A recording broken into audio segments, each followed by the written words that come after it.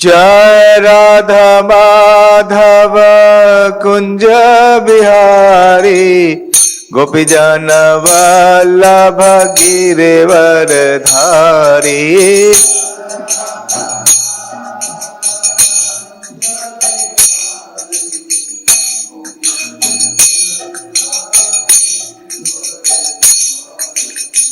यशोदानंदन ब्रज जन रंजन यमुना तीरवन चारी। यशोदा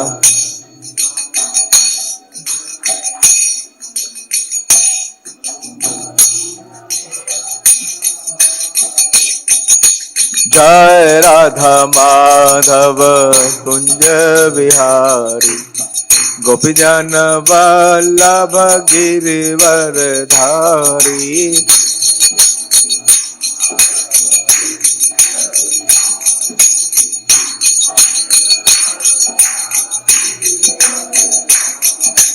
हरे कृष्णा कृष्णा कृष्णा हरे हरे हरे राम राम राम हरे हरे।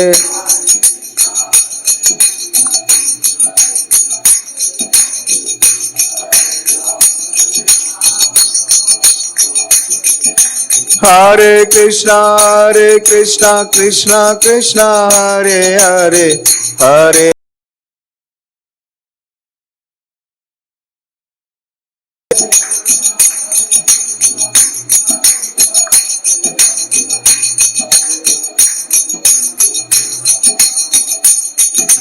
जय राधा माधव कुंज बिहारी गोपी जन वल्लभ गिरिवर धारी।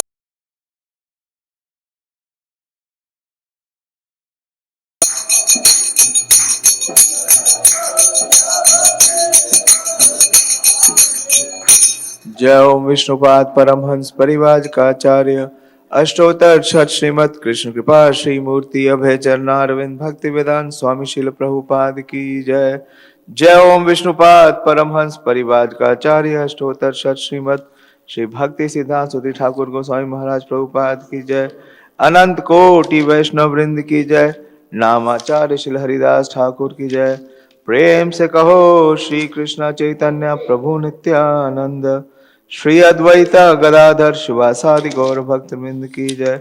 श्रीमद् भागवतम महापुराण की जय। निताय गौर Premanandi. All glories to the assembled devotees, all glories to the assembled devotees, all glories to Shri Guru and Gauranga। हरे कृष्णा। श्रीमद् भागवतम 10वां स्कंद चल रहा है। 10वां स्कंद भगवान का सुंदर मुखारविंद से इसकी तुलना की गई है और अध्याय 58 है। मुझे जो श्लोकों की संख्या दी गई है वो काफी लंबी है, 31 से लेके 42 तक। तो मैं सीधे 42वें श्लोक पे जाता हूं, पहले उसका उच्चारण करेंगे और फिर 31 से 42 तक चर्चा करने का प्रयास करेंगे। ओम नमो भगवते वासुदेवाय। ओम नमो भगवते वासुदेवाय।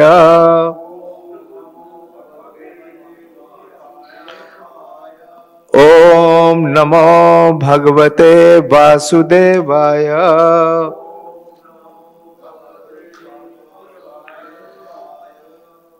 श्लोक संख्या 42। बोर्ड पे 42 दिखा दीजिए। दिखा दिया।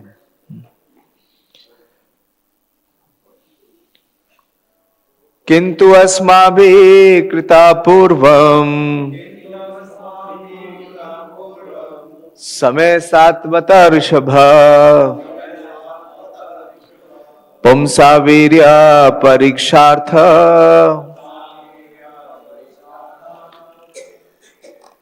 कन्या वीर्य परीक्षया। किंतु अस्माभिः कृता पूर्वम् समय सात्वत ऋषभ पुंसा वीर्य परीक्षार्थम कन्यावरा परीप्सया किंतु अस्माभिः कृतं पूर्व समय सात्वत ऋषभ पुंसा वीर्य परीक्षार्थम कन्यावरा परीप्सया। उच्चारण करें। तो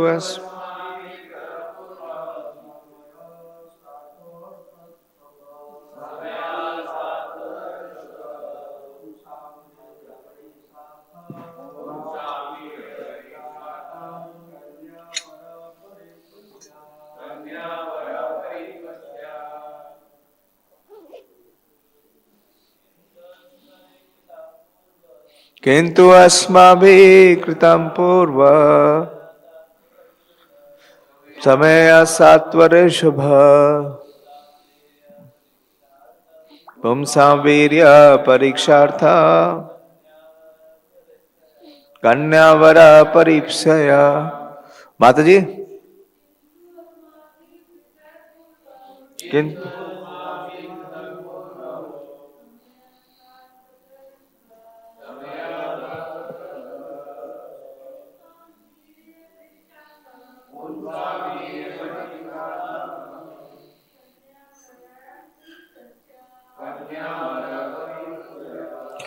इसका शब्द अर्थ इस प्रकार से है, किंतु लेकिन अस्मा भी हमारे परिवार के द्वारा कृता बनाया पूर्वम पहले ही समय प्रतिज्ञा सात्वत ऋषभ हे सात्वतों के प्रमुख पुंसाम मनुष्यों का जो यहाँ आए हैं वीर्य पराक्रम परीक्षा परीक्षा के अर्थम हेतु कन्या मेरी पुत्री के लिए वर दूल्हा पति परिप्सया खोजने की इच्छा से।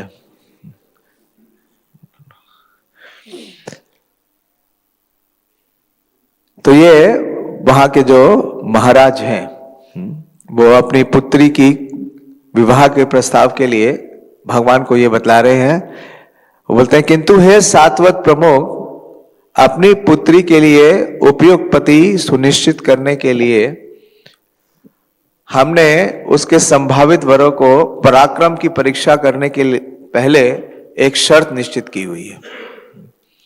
इस अध्याय का नाम है श्री कृष्ण का 5 राजकुमारियों से विवाह।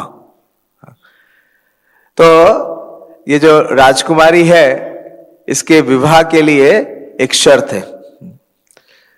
तात्पर्य श्रील विश्वनाथ चक्रवर्ती के अनुसार राजा द्वारा परीक्षा रखने का वास्तविक उद्देश्य श्री कृष्ण को दामाद के रूप में प्राप्त करना था, क्योंकि एकमात्र वे ही बैलों को वश में कर सकते थे। ऐसी परीक्षा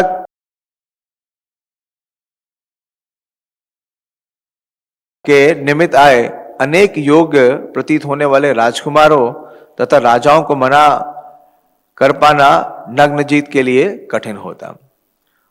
ओम अज्ञान तिमिरंधस्य ज्ञानांजना शलाकया चक्षुरुन्मीलितं येन तस्मै श्री गुरुवे नमः।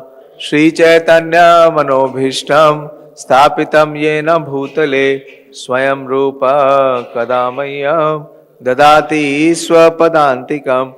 वन्देऽहं श्रीगुरो श्रीयुतपदकमलं श्रीगुरून् वैष्णवांश्च श्रीरूपं साग्रजातं सहगण रघुनाथान्वितं तं सजीवं साद्वैतं सावधूतं परिजनसहितं कृष्ण चैतन्य देवं श्रीराधा कृष्ण पादान् सहगण ललिता श्री विशाखान्वितंश्च।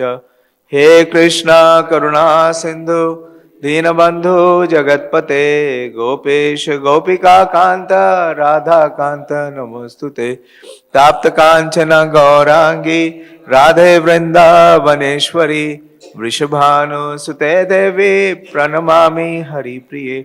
वांछा कल्पतरुभ्यश्च कृपा सिंधुभ्येव च पतितानां पावनेभ्यो वैष्णवेभ्यो नमो नमः। जय श्री कृष्ण चैतन्य प्रभु नित्यानंद, श्री अद्वैत गदाधर शिवासादि गौर भक्त वृंद। हरे कृष्णा कृष्णा कृष्णा हरे हरे, हरे राम राम राम हरे हरे।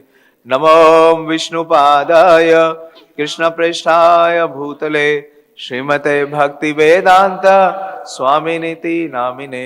नमस्ते सारस्वते देवे गौरवाणी प्रचारिणे, निर्विशेष शून्यवादी पाश्चात्य देशतारिणे।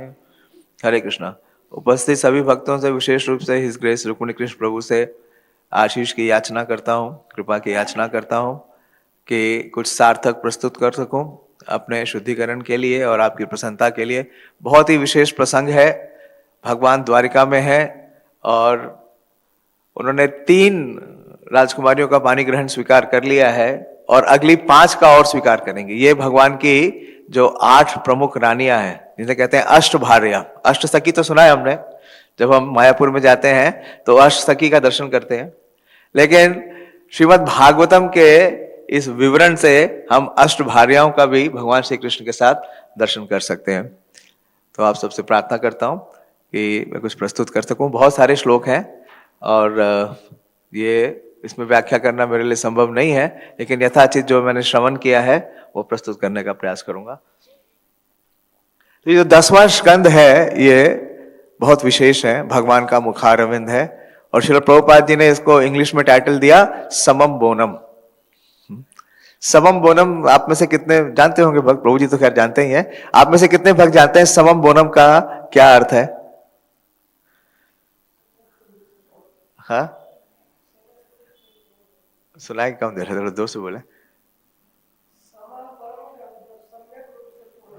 हाँ, सम्यक रूप से पूर्ण है, या जो मानव के लिए सबसे श्रेष्ठ है या हितकर है, जो सभी मानवों के लिए सबसे श्रेष्ठ है और हितकर है।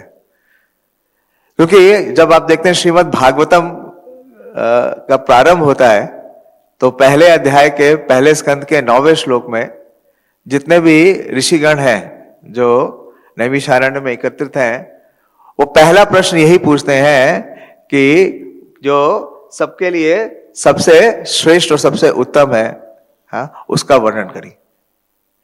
तो इस 10वें स्कंद में जो सबसे श्रेष्ठ है, जो सबसे उत्तम है, यानी भगवान श्री कृष्ण की जो लीलाएं हैं, जो उनकी भगवान कहते हैं जन्म कर्म च में दिव्यम, तो उसका वर्णन है। और जो बाकी 9 स्कंद हैं इस 10वें स्कंद को समझने के लिए, श्रीमद् भागवतम में सुखदेव गोस्वामी बोलते हैं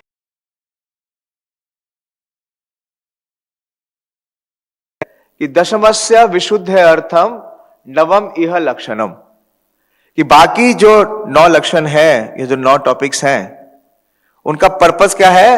इस 10वें टॉपिक यानी आश्रय को समझने के लिए है। तो कई बार हम देखते हैं कि लोग बोलते हैं कि भगवान ने इतना सारा विवाह क्यों किया, 16,000 रानियों के साथ विवाह क्यों किया, या गोपियों के साथ रासलीला क्यों की।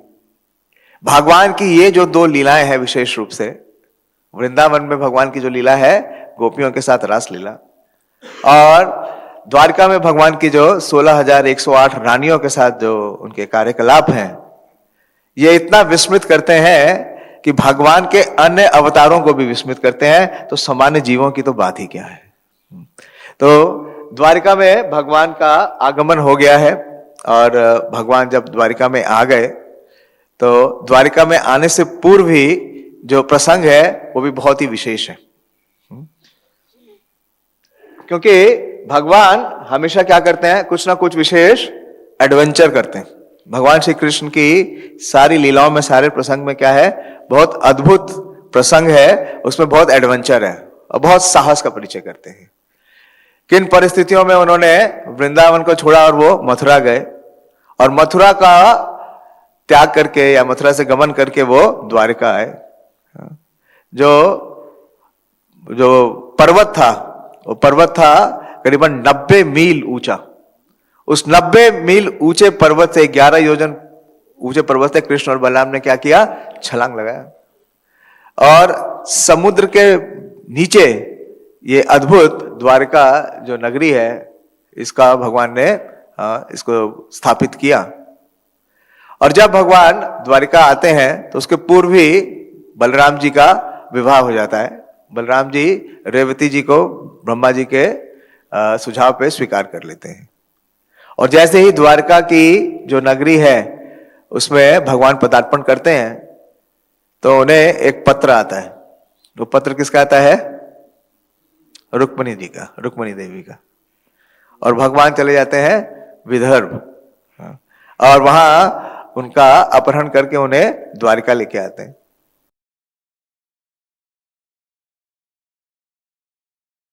एक राजा आते हैं शत्राजित, जिनके पास समंतक मणि होती है और भगवान, वो राजा जो थे वो सूर्यदेव के उपासक थे। तो भगवान ने अपनी पहली भार्या स्वीकार की रुक्मिणी देवी को और रुक्मिणी देवी के बाद उन्होंने उस समयंतक मणि, क्योंकि समयंतक मणि चोरी हो जाती है और भगवान के ऊपर आरोप लगता है, आप सब जानते हैं, प्रसंग सुना आपने, शॉर्ट में बता रहा हूं।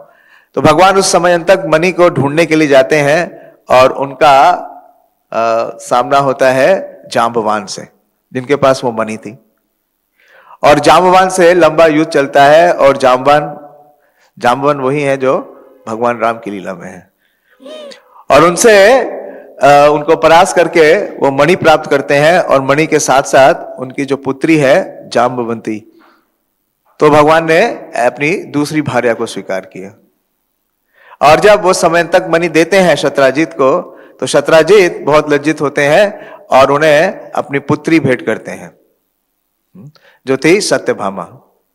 तो इस प्रकार से भगवान के 3 पाणी ग्रहण संस्कार हो चुके हैं। और इस चैप्टर में जो आप सुन रहे हैं 5 राजकुमारियों से विवाह, तो भगवान जब अयोध्या आते हैं, सॉरी हस्तिनापुर आते हैं, विशेष रूप से इंद्रप्रस्थ, जब पांडवों का वनवास पूर्ण हो जाता है तो भगवान इंद्रप्रस्थ आते हैं द्वारका से और अर्जुन के साथ विहार कर रहे होते हैं। तो वहां पे उन्हें एक युवती मिलती है जो है कालिंदी, और कालिंदी वहां पे तपस्या कर रही हैं भगवान विष्णु को प्राप्त करने के लिए, कृष्ण को प्राप्त करने के लिए। और भगवान उन्हें स्वीकार करते हैं और रथ में बैठा के महाराज युधिष्ठिर के पास ले जाते हैं। भगवान 4 माह वहां रहते हैं और उसके पश्चात द्वारिका में आते हैं और उनसे पाणी ग्रहण संस्कार स्वीकार करते हैं। तो ये हुई भगवान की चौथी भार्या। 5वीं भार्या का वर्णन आज के श्लोकों में आ रहा है। ये श्लोक संख्या है 31, यहां से शुरू करेंगे।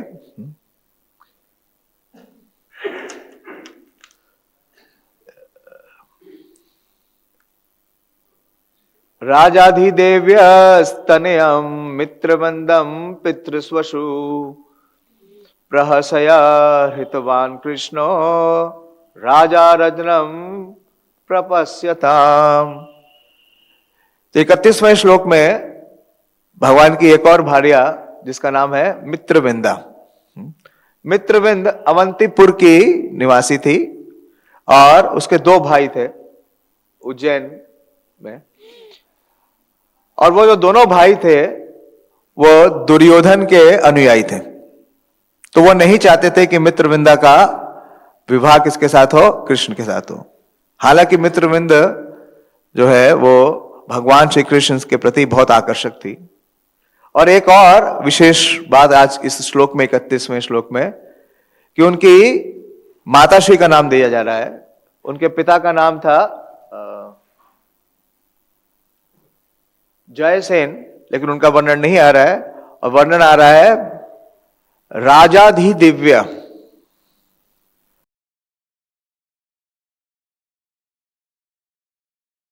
मित्रवंदम, और इसके अनुवाद में आता है कि हे राजन, ये सुखदेव गोस्वामी को बता रहे हैं परीक्षित महाराज को कि हे राजन, अपनी बुआ राजाधिदेवी की पुत्री मित्रविंदा को प्रतिद्वंदी राजाओं की आंखों के सामने से भगवान कृष्ण बलपूर्वक उठा ले गए।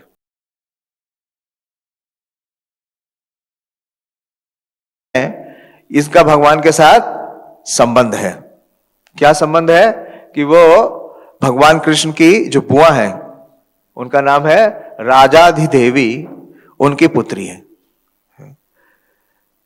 तो भगवान की बुआ कौन हुई? भगवान की एक बुआ तो हम सब जानते हैं, कौन है? कुंती देवी। हाँ, कुंती देवी किसकी बहन है? हाँ, वासुदेव जी की। तो ऐसा वर्णन आता है श्रीमद् भागवतम में कि वासुदेव सुरसेन के पुत्र हैं और सुरसेन और मरीषा से 10 पुत्र और 5 पुत्रियां हुई। तो 5 पुत्रियों में सबसे बड़ी है पृथा, यानी कुंती देवी। उन्हें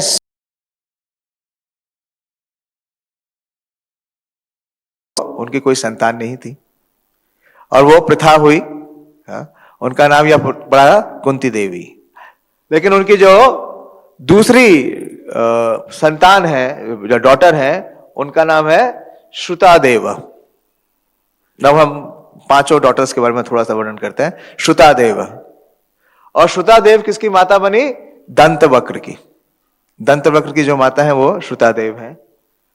और सूर्यसेन की और मारिशा की तीसरी पुत्री है, उनका नाम है श्रुताकीर्ति।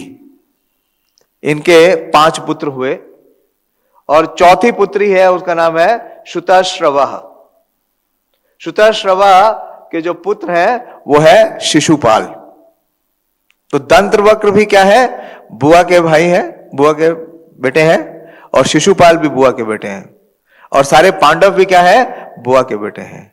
और आज की जो राजकुमारी का वर्णन आ रहा है, मित्रविंदा, ये भी उनकी 5वीं जो पुत्री थी, राजधी देवी।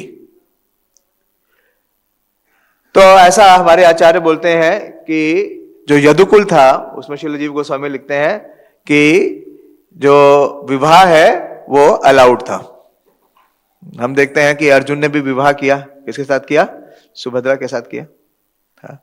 तो ये यदुओं में ये अलाउड था कि की कजन्स में विवाह हो सकता है। और भगवान का मित्रविंद के प्रति आने का कारण क्या था? क्योंकि मित्रविंद भगवान से प्रेम करती थी, उनकी शुद्ध भक्त है। भगवान श्री कृष्ण सबको आकर्षित करते हैं, मित्रविंद उनसे आकर्षित थी। और सनातन गोस्वामी लिखते हैं कि यहां पे देखिए इस श्लोक में जो राजराजम, 2 बार राजराजम कहा गया है। तो एक बार वो किसके लिए बोल रहे हैं? एक बार महाराज परीक्षित के लिए बोल रहे हैं, और दूसरी बार उन राजाओं के लिए बोल रहे हैं जो भगवान के प्रतिद्वंदी थे। तो उनके अंदर इतना उत्साह है, इतना प्रफुल्लित है इसका वर्णन करते हुए, तो वो अपनी प्रसन्नता व्यतीत कर रहे हैं। और किस प्रकार से भगवान उन सब के बीच में से उन्हें चुरा के ले गए, उसी प्रकार से भगवान ने हरण किया जिस प्रकार से रुक्मिणी देवी का किया, उनका हरण करके ले गए।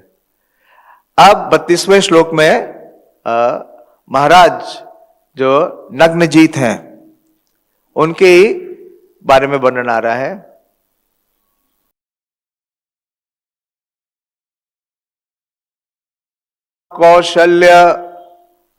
कौशल्य आसीत राजा अति धार्मिका, तस्य सत्या अभवत कन्या, देवी नग्न जीती नृपा। तो कितने भगवान की भार्याएं हो गई अभी तक? कितनी हो गई? हाँ, ये 5वीं है। ये 5वीं है। नहीं, 5वीं नहीं है, 6ठी है। 5वीं कौन है? मित्रविंद है। मित्रविंद। पहली कौन है? रुक्मणी। जैसे हम 8 सखियों का नाम याद किए हैं ना, जब हम जितनी बार मायापुर जाते हैं तो मायापुर में गया तो पहली बार मैं नाम याद कर लिया शॉर्ट फॉर्म से, LCCT, ललिता, चंपकलिता, चित्रलेखा और तुंग विद्या। और VIRS, विशाखा, इंदुलेखा, रंग देवी और सुदेवी। तो कभी भूलेंगे नहीं। तो ऐसे ही ये अष्ट भार्या हैं भगवान की द्वारका में। तो यह है नग्नजीती। नग्नजीती क्यों नाम पड़ा? क्योंकि इनके पिता का नाम क्या है? नग्नजीत। जैसे सीता देवी का एक नाम क्या है? जानकी, क्योंकि उनके पिता का नाम क्या है? जनक। तो ऐसे ही ये नग्नजीती है। तो हे राजन, कौशल्य के अत्यंत धार्मिक राजा नग्नजीत की एक सुंदर कन्या थी जिसका नाम सत्या अथवा नग्नजीती था। श्री श्री राधिका रमन जू की जय, श्री श्री कृष्ण बलराम की जय, श्री श्री जगन्नाथ बलदेव सुभद्रा जी की जय, गुरु परंपरा की जय, शिल प्रभुपाद की जय।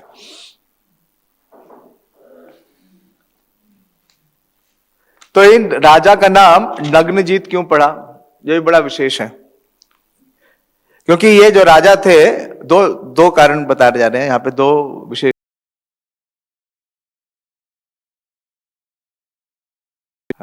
वो धर्म का बहुत पूर्णता के साथ निर्वाह करते थे। और दूसरा उनका नाम आ रहा है नग्नजीत, तो नाम बड़ा असामान्य सा लगता है। तो इसमें आचार्य लिखते हैं कि श्री सनातन गोस्वामी लिखते हैं कि जितने भी लोग नग्न रहते हैं उनको ये राजा बहुत ही प्रताड़ित करते थे। और विशेष रूप से वर्णन आ रहा है उस समय भी कि जो जैन लोग हैं कई जैन मुनि ऐसे होते हैं जो दिगंबर रहते हैं। हाँ, तो ये उन सबके ऊपर क्या किए थे, हाँ, शासन किए थे, विजय प्राप्त किए थे। तो इनका नाम है नग्नजीत। और दूसरी बात क्या है कि ये भागवत धर्म के प्रति पूरी तरीके से समर्पित थे। तो इनकी पुत्री का नाम हुआ नग्नजीती। श्लोक संख्या 33। नाताम शेखुर निप्रावोढ़ुम अजित्वा सप्त गोवशान तीक्ष्ण श्रृंगान सुसुधुर दुदुर्शान वीर्यगंधा अशह खलान। तो इनकी जो पुत्री थी नग्नजीती, उसके लिए इन्होंने जैसे अभी बताया कि एक शर्त रखी थी। और वो शर्त क्या है, इसका विवरण यहां आ रहा है कि जो भी उस नग्नजीती को यानी कि सत्या को प्राप्त करना चाहते थे, जो राजा ब्याहने के लिए आते थे, उन्हें तब तक विवाह नहीं करने दिया जाता था तब तक जब तक वे तेज सिंगों वाले 7 बैलों को वश में ना कर लें। तो ये शर्त थी कि राजा नग्नजीत के पास क्या थे, 7 बैल थे। और जब तक जो भी राजकुमार या योद्धा या क्षत्रिय नग्नजीती को प्राप्त करना चाहता था, उसे क्या करना था, उन 7 बैलों को परास करके उनके नाक के अंदर रस्सी बांधनी थी। और ये बैल साधारण बैल नहीं थे। इसका वर्णन क्या आ रहा है कि तीक्ष्ण श्रृंग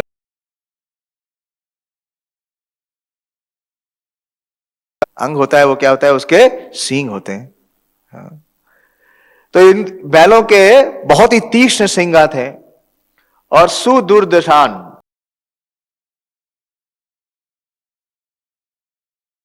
बल था कि वो किसी के वश में नहीं आते थे, बल्कि सबको अपने वश में कर लेते थे।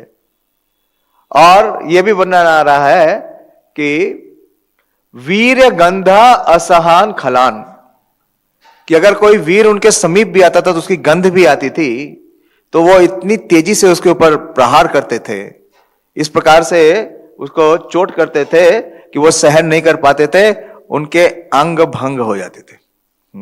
किसी का हाथ तोड़ देते थे, किसी का जबड़ा तोड़ देते थे, अंग भंग कर देते थे, इतने शक्तिशाली थे। और ऐसा क्यों किया था उन्होंने, ऐसा क्यों इस प्रकार से उन्होंने ये प्रस्ताव रखा या इस प्रकार का क्यों शर्त या प्रतिज्ञा रखी, उसका कारण यह था क्योंकि जो महाराज नग्नजीत हैं, उनकी जो विशेषता बताई गई है, क्या बताई गई है कि वो अति धार्मिक थे, वो भगवान के अनन्य भक्त थे। उनकी इच्छा और उनकी पुत्री की दोनों की इच्छा एक ही थी। वो दोनों क्या चाहते थे कि स्वयं भगवान श्री कृष्ण नग्नजीती को स्वीकार करें। तो ऐसी शर्त रखी थी कि कोई भी शूरवीर, कोई भी राजा, कोई भी क्षत्रिय इसको मतलब संभव नहीं कर सकता था। तो इसलिए उन्होंने ऐसी शर्त रखी। और दूसरे स्कंद के 7वें अध्याय के 34वें श्लोक में जब असुरों का वर्णन हो रहा है, क्योंकि यहां पे जो शब्द है वो शब्द है खलान, कि ये जो बैल थे ये सारे के सारे दुर्दशान थे और खलान थे। तो खलान का मतलब क्या है? असुर था।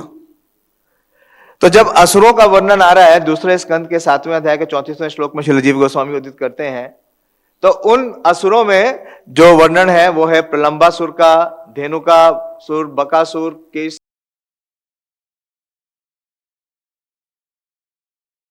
और इन 7 बैलों का भी नाम आ रहा है।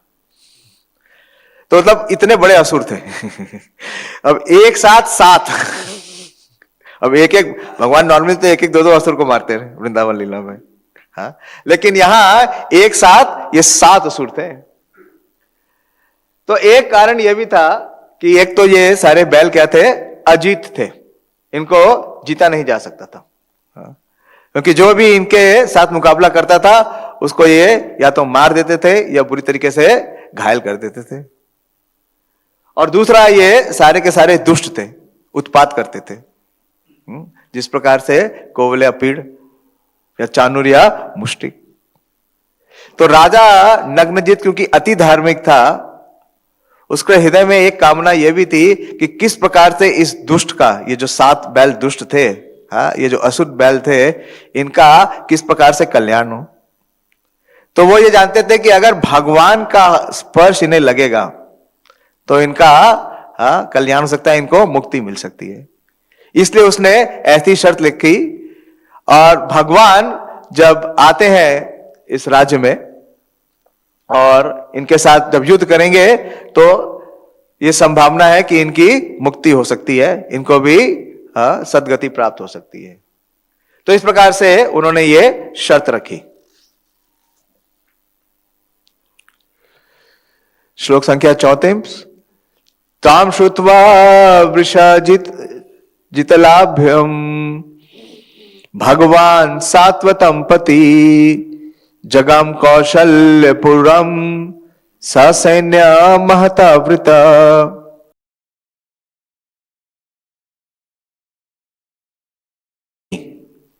तो भगवान कहां थे? द्वारका में। और ये नग्नजीत राजा कहां के हैं? अयोध्या के, कौशलपुर। अयोध्या। जब वैष्णवों के स्वामी भगवान ने उस राजकुमारी के बारे में सुना जो बैलों के विजेता द्वारा जीती जानी थी, तो वह विशाल सेना के साथ कौशल्य की राजधानी गए। तो भगवान द्वारका से आते हैं नग्नजीती को प्राप्त करने के लिए और इन 7 बैलों को परास्त करने के लिए।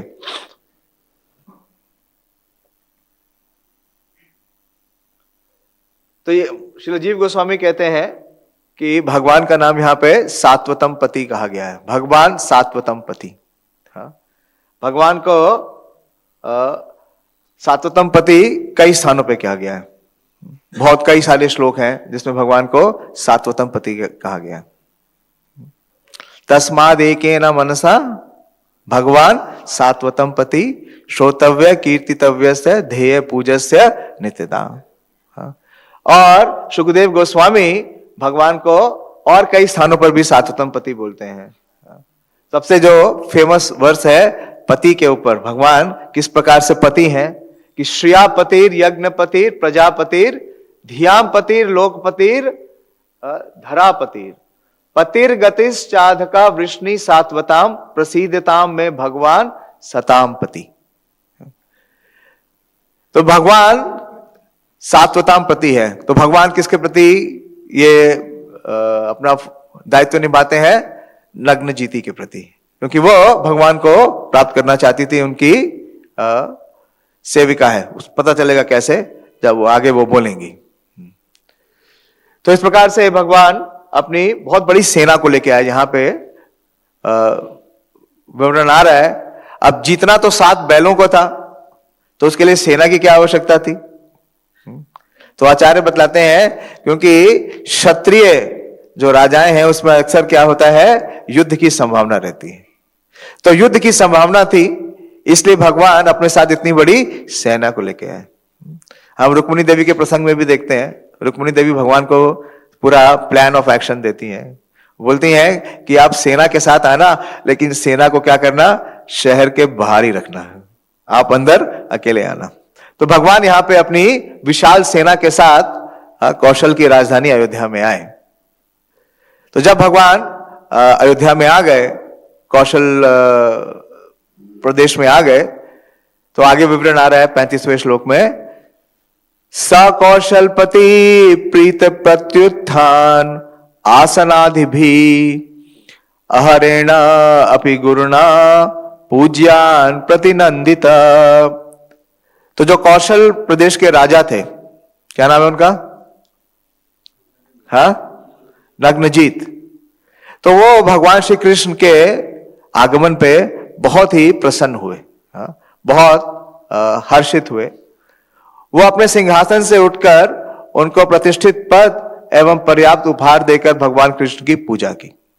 तो जब भगवान पहुंचे वहां पे, तो राजा खड़े हो गए और भगवान का वो सत्कार करते हैं, उन्हें आसन देते हैं, बैठ जाते हैं, फिर खड़े हो जाते हैं अपने आसन से, और फिर भगवान की अर्चना करते हैं, उनकी पूजा करते हैं, उनकी उपासना करते हैं। इस प्रकार से भगवान कृष्ण ने भी राजा का आदरपूर्वक अभिवादन किया। तो इस प्रकार से यह वर्णन आता है कि किस प्रकार से उन्होंने भगवान की उपासना की, भगवान का पाद प्रक्षालन किया, उन्हें उनकी वर्शिप की, उनके लिए जो उपचार हैं, षोडश उपचार हैं, उनकी आरती की, और इस प्रकार से उनका सम्मान किया, और भगवान ने भी उनका सम्मान किया। तो इस प्रकार से बहुत विशेष परस्पर हुआ। और जब ये परस्पर चल रहा था, तो राजा अपनी कन्या को आने के लिए बोलते हैं। कहां पे? राजभवन में। 36वां श्लोक, वरम विलोक्य अभिमताम समागतम नरेंद्र कन्या चकमे रमापतिम भूयातयम या पति आशीष अनला करोति सत्या यदि में धूतव्रतः धृतव्रतः। तो जब राजकुमारी आ रही थी, तो उन्होंने क्या किया कि जो राजमहल के ये जो रास्ता था, द्वार था, उसमें से कुछ झरोके थे। तो उनके हृदय में क्या लालसा हुई? सबसे पहले भगवान का दर्शन करने का। वरम विलोक्यम अभिमताम। तो जैसे ही उन्होंने भगवान का मतलब पहला दर्शन प्राप्त किया, कैसे प्राप्त किया? छुप के, उस झरोकों से, सबके सामने नहीं। और जैसे ही उन्होंने भगवान का दर्शन प्राप्त किया, तो उनके हृदय में ये तीव्र इच्छा हुई कि भगवान, जो कि रवा के पति हैं, यानी लक्ष्मीपति हैं, रुक्मिणी देवी के पति हैं, उन्हें प्राप्त करने की, उन्हें पति के रूप में प्राप्त करने की उनकी तीव्र इच्छा हुई। उन्होंने प्रार्थना की कि वे मेरे पति बने। और क्या भगवान को ऐसे ही प्राप्त कर लेंगे? जो लक्ष्मीपति हैं, उनको कोई ऐसे ही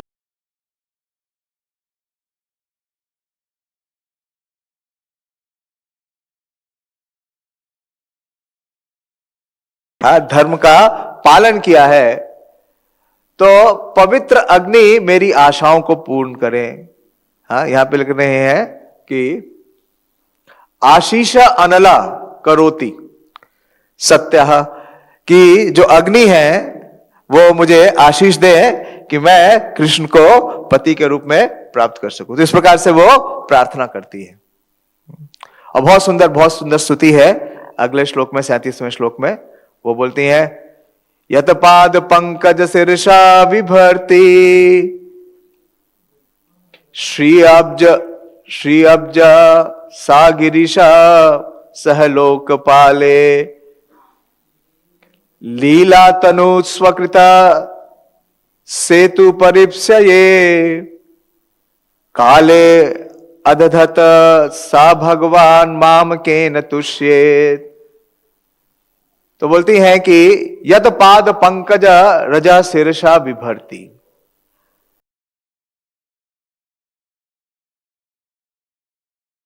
चरण है, उनकी रज, उनकी धूली सिर पे किसके सुशोभित होती है, वो एड्रेस करती हैं पहले श्री यानी कि लक्ष्मी देवी।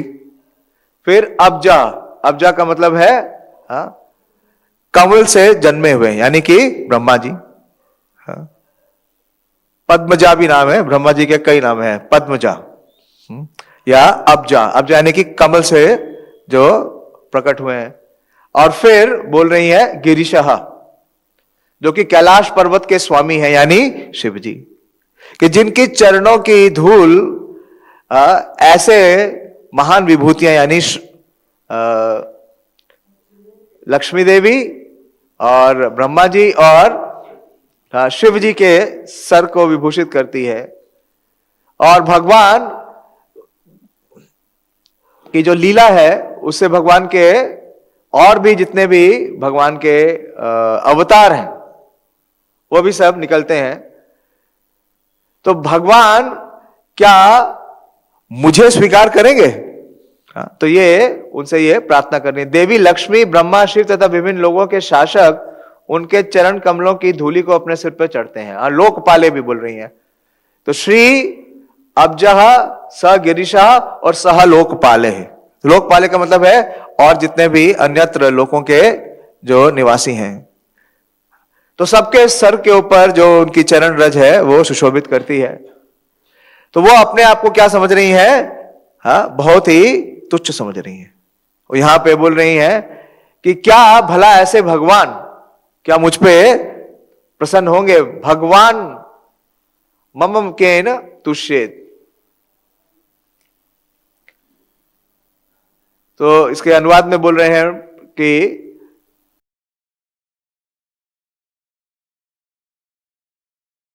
और जो अपने द्वारा निर्मित धर्म संहिता की रक्षा के लिए विभिन्न कालों में लीला अवतार धारण करते हैं। तो ये भी क्या कह रही है? वो ये भी बता रही है कि भगवान क्या है? अवतारी हैं और भगवान के कई सारे अवतार हैं। तो मतलब किस बता रही है कि भगवान की क्या सुप्रीम पोजीशन है और उनकी क्या पोजीशन है? इनसिग्निफिकेंट पोजीशन है। उन्होंने बताया कि जो लक्ष्मी देवी हैं, ब्रह्मा जी हैं, शिव जी हैं और अन्य लोक के जो लोकपाल हैं, लोकपाल का मतलब है जो अधिपति हैं, वो सब भगवान के चरण रज को अपने सर पर धारण करते हैं। और इतने सारे अवतार भी होते हैं, वो सब भी कहां होते हैं? वो अवतारी कौन है? कृष्ण है। तो ऐसा भला ऐसे भगवान मुझ पर कैसे प्रसन्न हो सकेंगे? तो अपने को बहुत इनसिग्निफिकेंट मान रही है, बहुत तुच्छ मान रही है और भगवान को इतना विशेष मान। तो ये बहुत इंपॉर्टेंट है। एक लेक्चर में मैं सुन रहा था, एक भक्त बोल रहे थे कि दोनों चीज इंपॉर्टेंट है। We should know that how God is great, भगवान कितने महान है, और यह भी जानना चाहिए कि हाउ आई एम इनसिग्निफिकेंट, कि हम कितने तुच्छ हैं। तो इस प्रकार से वो प्रार्थना कर रही हैं। अर्चितम पुनः इति अहम नारायण नारायण जगतपते आत्मा आनंदेन पूर्णस्य कविर्णी किम अल्पक। तो सर्वप्रथम राजा नग्नजीत ने, ये श्लोक संख्या 38 है, सर्वप्रथम राजा नग्नजीत ने भगवान की समुचित पूजा की और उन्हें संबोधित किया। क्या बोल रहे हैं भगवान को?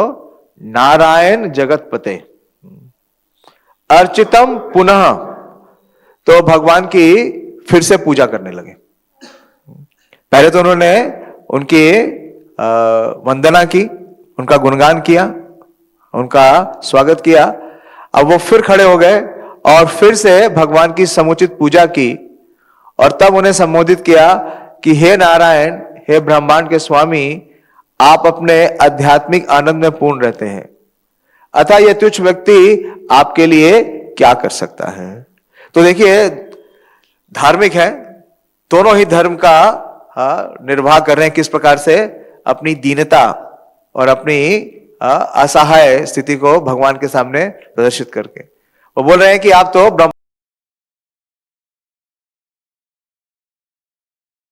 तुच्छ व्यक्ति, अब कौन बोल रहा है? राजा नग्नजीत बोल रहे हैं, आपके लिए क्या कर सकता है।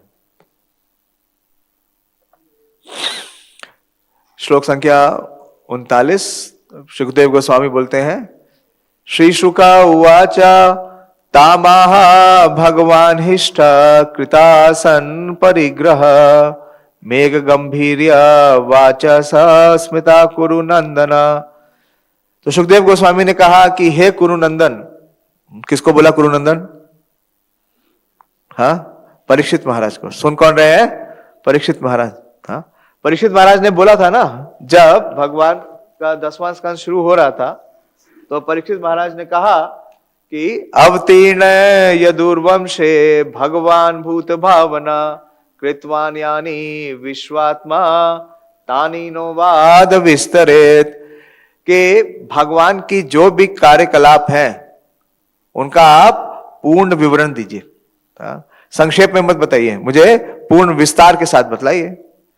तो सुखदेव गोस्वामी यही बोल रहे हैं कि हे कुरुनंदन, भगवान प्रसन्न थे और सुविधाजनक आसन स्वीकार करके वे मुस्कुराए तथा मेघ गर्जना सदृश धीर गंभीर वाणी में राजा से बोले। तो अब भगवान ये वचन बोलते हैं, श्री भगवान उवाच नरेंद्रिय याचक कवि भी विरगता राजबंधो। हिंदी से पढ़ना थोड़ा डिफिकल्ट है मेरे लिए। निज धर्म वर्तिनयति अपि याचे तव सौहार्दिक्षया कन्यां त्वदीयां नाहि संदेह नाहि शुक्ल दावरम।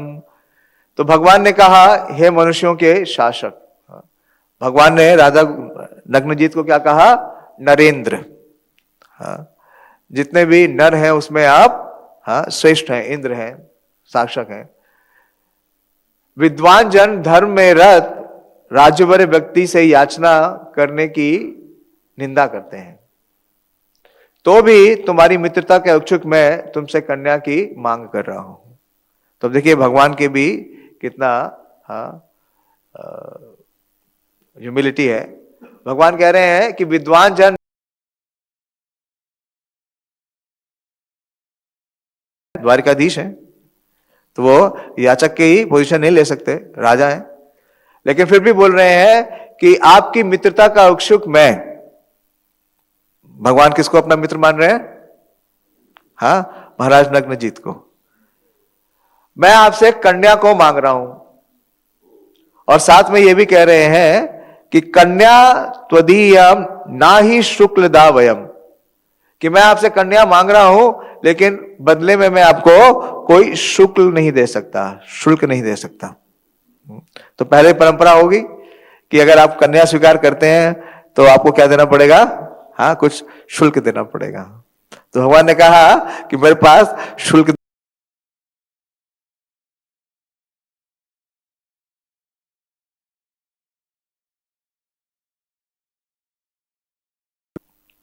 इससे बड़ा शुल्क कुछ क्या हो सकता है कि भगवान जिसे अपना मित्र मान ले। तो ये सबसे बड़ा प्राइस है। भगवान भगवत गीता में बोलते हैं, जब वो 10वां स्कंद शुरू करते हैं, 10वां अध्याय, तो भगवान कहते हैं भूये एव महाबाहो शुणु में परमम वचा यत्ते हम प्रियमानाय। ये बहुत विशेष है कि भगवान क्या कहते हैं अर्जुन को? यत्ते हम प्रियमानाय, because I consider you to be dear. अब कितने भी भक्त हैं, उपासक हैं, वो भगवान को प्रिय हैं, हम वो भगवान को प्रिय मानते हैं, लेकिन पूर्णता क्या है कि जब भगवान किसी भक्त को अपना प्रिय मान ले, यत्ते हम प्रिय माना है। तो यहां भगवान महाराज नग्नजीत को कह रहे हैं कि मैं आपसे आपकी कन्या मांग रहा हूं। और क्यों? क्योंकि मैं आपसे मित्रता का इच्छुक हूं, तो मैं आपसे आपकी कन्या मांग रहा हूं और बदले में मैं आपको कोई भेंट नहीं दे सकता या कोई शुल्क नहीं दे सकता है। तो अब राजा नग्नजीत क्या बोलते हैं? ये 41वां श्लोक है। श्री राजा उवाच का अन्य अभिधिका नाथ। ठीक है, थैंक यू। को अन्यस्ते अभिधिको नाथ कन्यावरा इहेप्सिता गुणे कधम्नो यस्यांगे शीर्वस्ती अनापयनी। तो राजा ने कहा, हे प्रभु, भला मेरी पुत्री के लिए आपसे बढ़कर और कौन वर हो सकता है? आप सभी दिव्य गुणों के धाम हैं, आपके शरीर पर साक्षात लक्ष्मी निवास करती हैं और वे किसी भी कारण से आपको कभी नहीं छोड़ती। और फिर आज का श्लोक जो हमने पढ़ा, किंतु अस्माभिः कृतं पूर्वे समय सात्वत ऋषभ पुंसा वीर्या परीक्षार्थम कन्यावरा परीक्षया। किंतु हे सात्वता प्रमुख, तो बार बार देखिए भगवान को सात्वता बोल रहे हैं। सात्वता क्यों बोल रहे हैं? क्योंकि वो भगवान के भक्त हैं और वो चाहते हैं कि भगवान उनकी और उनकी पुत्री दोनों की इच्छा को पूर्ण करें। अपनी पुत्री के लिए उपयुक्त पति सुनिश्चित करने के लिए हमने उनके संभावित वरों के पराक्रमों की परीक्षा करने के लिए पहले ही एक शर्त निश्चित की हुई है। यह शर्त क्या थी? कि उन 7 बहनों को बांधना, और किसी के लिए पृथ्वी में संभव नहीं था भगवान के अलावा कि उन 7 बहनों को बांध सके। इसलिए उन्होंने पूर्व नियोजित ही ये शर्त रखी थी कि भगवान श्री कृष्ण आएंगे और इन 7 बहनों को बांधेंगे और नग्नजीति का जो वर है उसे स्वीकार करेंगे। इस प्रकार से मुझे और मेरी पुत्री दोनों को कृतार्थ करेंगे। तो इस प्रकार से भगवान का ये कौन सा विवाह हो गया? छठा विवाह हो गया नग्नजीति के साथ। अभी इसके बाद में 2 का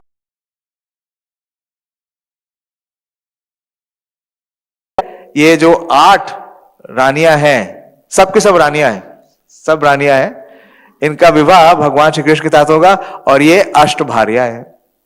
और इसके बाद वाला जो चैप्टर आएगा उसमें नरकासुर का उद्धार आएगा, और जब नरकासुर या भौमासुर भगवान उसका वध करेंगे तो उसके द्वारा जो प्रताड़ित 16,100 कन्याएं हैं उनको स्वीकार करेंगे। तो इस प्रकार से भगवान की जो द्वारिका में जो रानियां हैं वो कितनी हो गई?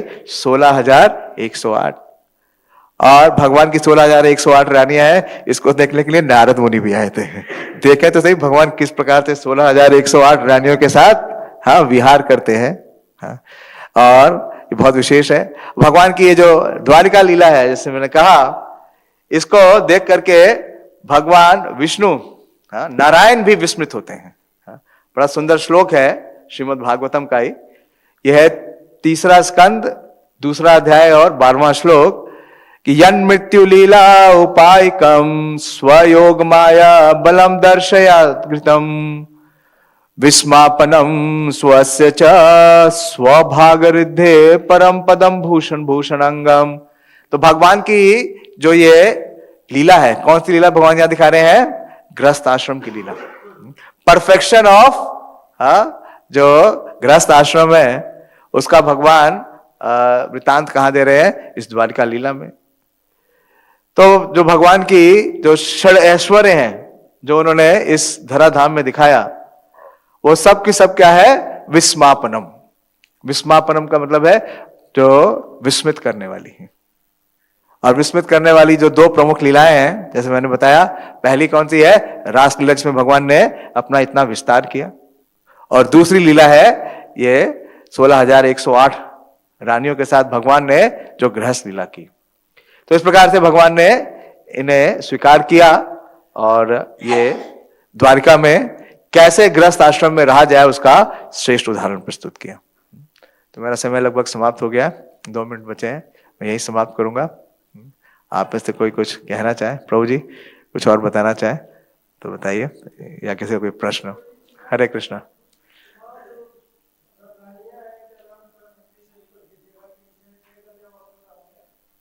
क्या कह रहे हैं? हाँ, तो पहली तो रुक्मणी देवी है, दूसरी है जाम्बवती, तीसरी है सत्यभामा, चौथी है कालिंदी, 5वीं है मित्रवंदा, 6ठी हो गई नग्नजीति, या सत्या भी है, राजा भद्रसेन की पुत्री है, और 8वीं है लक्ष्मणा जो कि मध्य देश के राजा है। ठीक है, हरे कृष्ण। हरे कृष्ण, बोलिए प्रभु।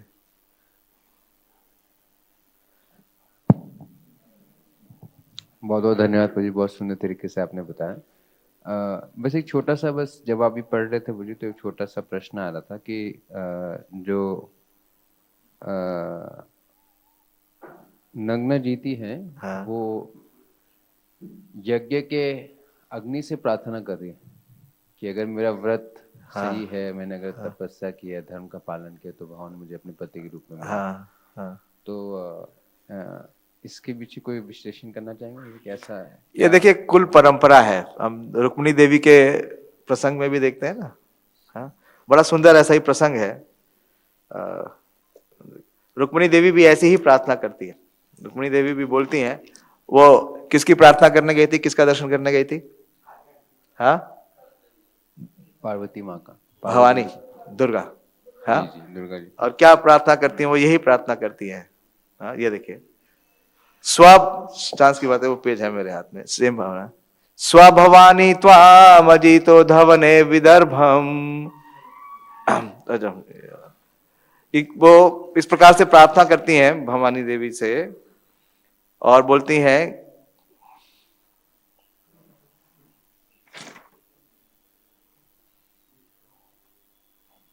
कि मुझे कृष्ण पति के रूप में प्राप्त हो। तो उनकी कुल परंपरा चली आ रही। हाँ, मतलब लेकिन अब हम गोपियों को भी तो देखते हैं, गोपियां किससे प्रार्थना करती हैं? हाँ, तो ये बहुत इंपॉर्टेंट है ना। वो डेमी गॉड से जाकर के कोई डेमी गॉड को सुप्रीम लॉर्ड नहीं मान रहे ना। डेमी गॉड तो क्या कर रहे हैं? वो भगवान को मांग रहे हैं ना। हाँ? वो डेमी गॉड दो कंडीशंस हैं। एक तो ये है कि not to consider the demigods to be equal to, हाँ, वो इक्वल नहीं मान रही है। दूसरा क्या है, वो डेमी गॉड से कोई मटेरियल गुण नहीं मांग रहे हैं। प्रभुपाद जी बोलते हैं कि जो भजन शब्द है वो केवल भगवान के लिए हो सकता है, किसी डेमी गॉड के लिए नहीं। क्योंकि भजन का मतलब क्या है कि जिसमें अपने लिए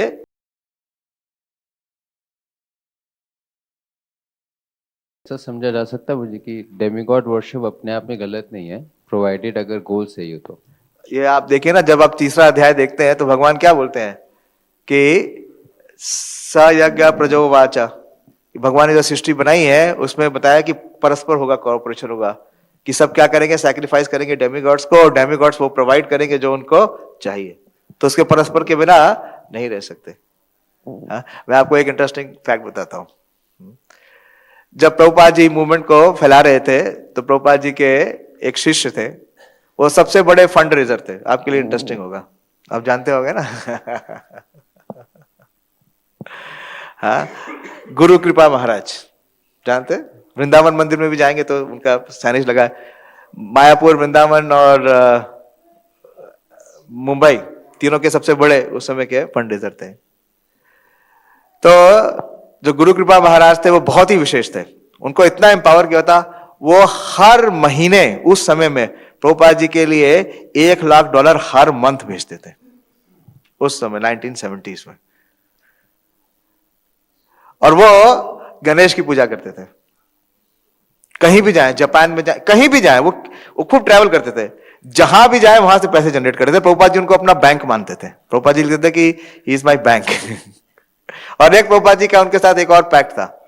प्रभुपाद जी को जितने भी चेक मिलते थे वो चेक वो गुरु कृपा महाराज को दे देते थे, और गुरु कृपा महाराज प्रभुपाद जी को डबल कैश देते थे। प्रभुपाद जी ने $50,000 के कैश चेक दे दिए तो उनको $1,00,000 देना पड़ेगा। तो वो गणेश को वर्शिप करते थे।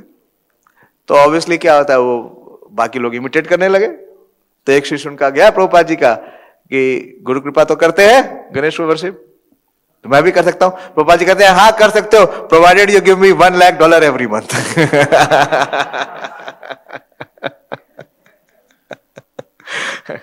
ये कोटेड है, अब ढूंढ लीजिएगा फलियों में।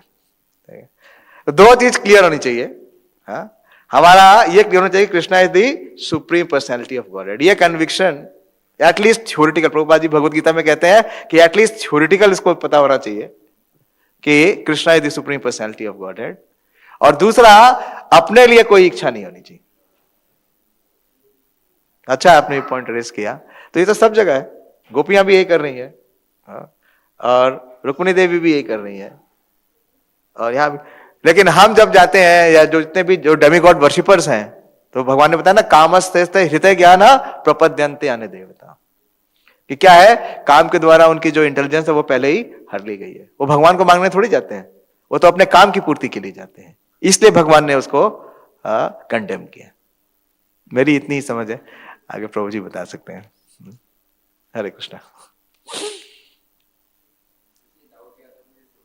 भी कहते हैं ना विधि पूर्वकम, हाँ उसको भगवान डेमिगॉड वर्शिप हाँ को भी कंडेम करते हैं। हाँ, क्योंकि भगवान तो ये बोलते हैं ना, और हम अपने इन श्लोकों की संख्या में भगवान कहते हैं, याम याम तनु भक्ता, कि जो भी वो डेमिगॉड्स प्रोवाइड करते हैं, वो एटलीस्ट तो मुझसे ही ले रहे हैं ना, इसलिए ये वर्शिप क्या है, अविधि पूर्वक है, इनडायरेक्ट है।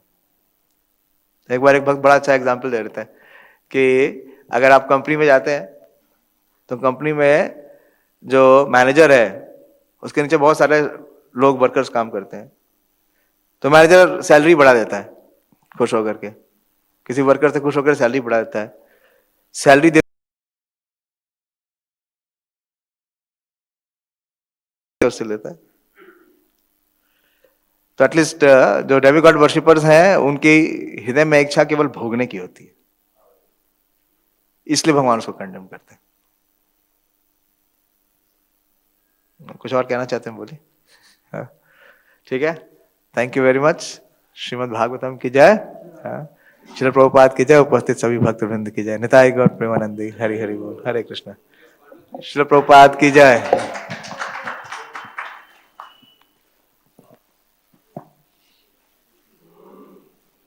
हरे कृष्ण। हाँ, थैंक यू फॉर हेल्पिंग, खड़ा रहता था। थैंक यू, खाली बोल ही रहा हूँ।